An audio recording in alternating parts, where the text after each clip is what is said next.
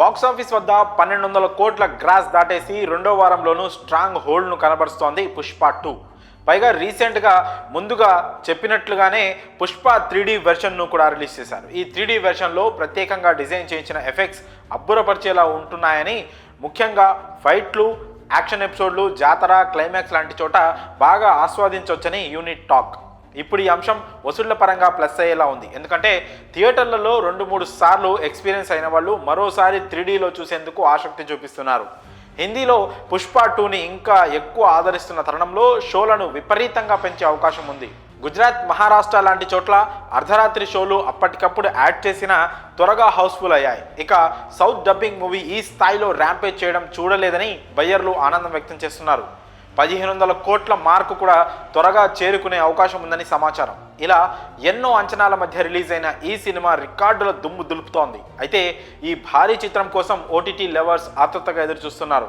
పుష్ప 2కి pre release business ఓ రేంజ్లో జరిగిన సంగతి తెలిసిందే.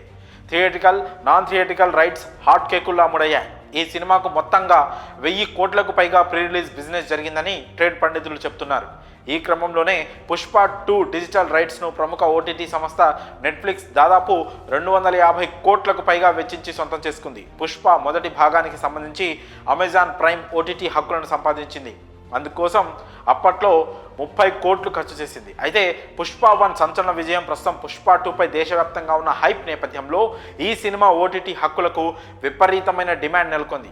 అమెజాన్తో పోటీ పడి మరీ పుష్ప 2 ఓటీటీ హక్కులను కళ్ళు చెదిరిన మొత్తానికి నెట్ఫ్లిక్స్ సొంతం చేసుకుందని ఫిలిం నగర్ టాక్.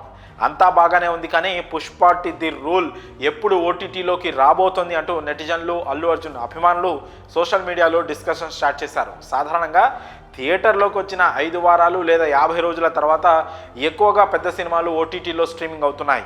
ఈ క్రమంలోనే పుష్ప 2 సినిమా 2025 జనవరి 9 నుంచి నెట్ఫ్లిక్స్లో స్ట్రీమింగ్ కానున్నట్లు టాక్ వినిపిస్తోంది. సంక్రాంతి పండుగ కానుకగా పుష్ప 2 ఓటీటీలోకి వస్తుందని అంటున్నారు. అయితే మరోవైపు పుష్ప 2 క్రేజ్ మార్కెట్ దృష్ట్యా ఈ సినిమా 2-3 నెలల్లో ఓటీటీలోకి రాకపోవచ్చని కూడా కామెంట్స్ వినిపిస్తున్నాయి. మరి ఏమవుతుందో చూడాలి. ఈ అప్డేట్పై మీ అభిప్రాయాలను కామెంట్స్ రూపంలో తెలియజేయండి.